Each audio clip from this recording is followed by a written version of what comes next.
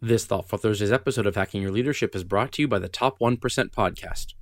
If you feel like you're struggling, worrying, overindulging, overmedicating, and underperforming in both business and in life, move out of that survival mode and into a life of limitless potential. Subscribe to the Top 1% podcast hosted by Dr. Trevor Blattner.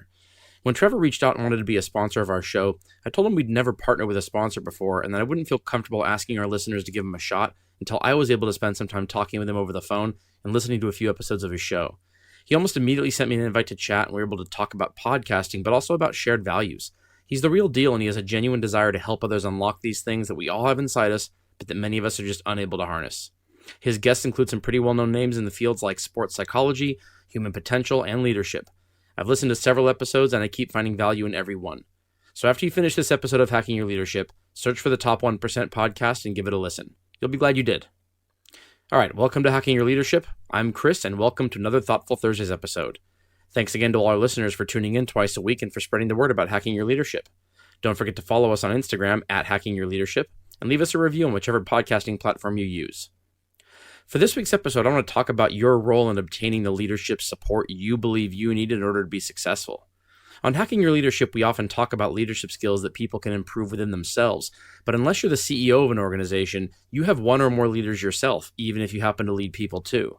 And just as we're able to make changes within ourselves in order to better support our employees, take on more responsibility, and open doors for career advancement, we're also able to help improve the leadership skills of those who are higher up on the org chart than us. In fact, I would argue we have a responsibility to do so. I once heard many years ago from one of the most effective people leaders I've ever known that we deserve the leadership we tolerate. And my knee-jerk reaction to this at the time was to disagree. I could recall times in my career where I reported to a terrible leader, and I didn't like the notion that I somehow deserved this simply because I valued my job too much to say something or quit. But the older and more diplomatic I get, the more I've come to realize that we can all develop and hone the skills needed to affect positive change upward on the org chart as well as downward. Think about the criteria we use to judge the leadership skills of our bosses.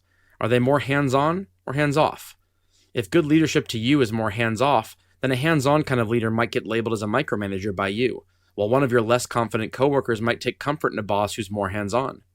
But if you're less confident in your role, you really like the comfort of a boss who seems to be there at every turn, you might view a hands-off boss as unsupportive or distant, while your more independent coworkers seem to thrive in that environment.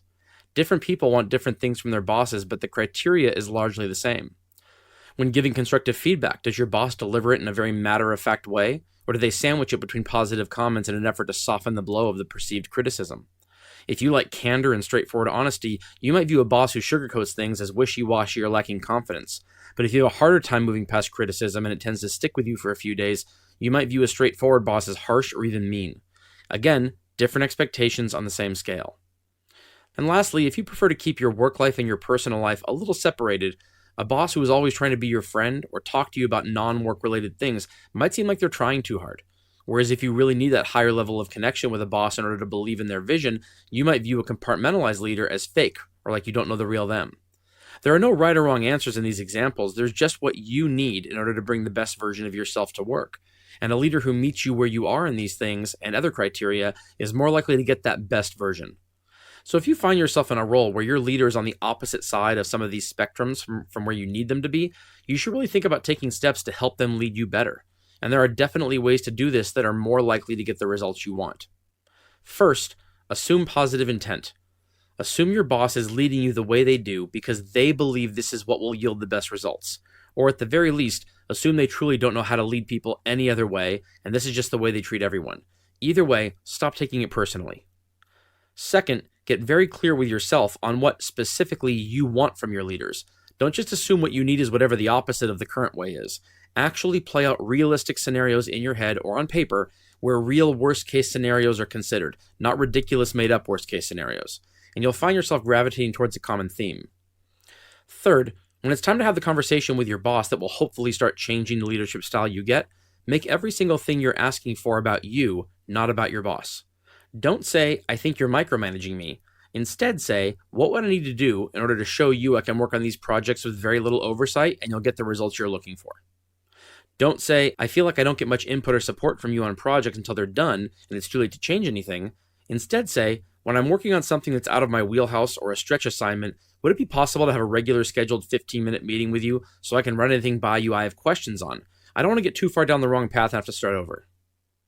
Don't say, I feel like whenever you give me feedback, you seem to be talking down to me. Instead say, sometimes I have a hard time letting go of constructive criticism, and I was wondering if you wouldn't mind sugarcoating things for me a little.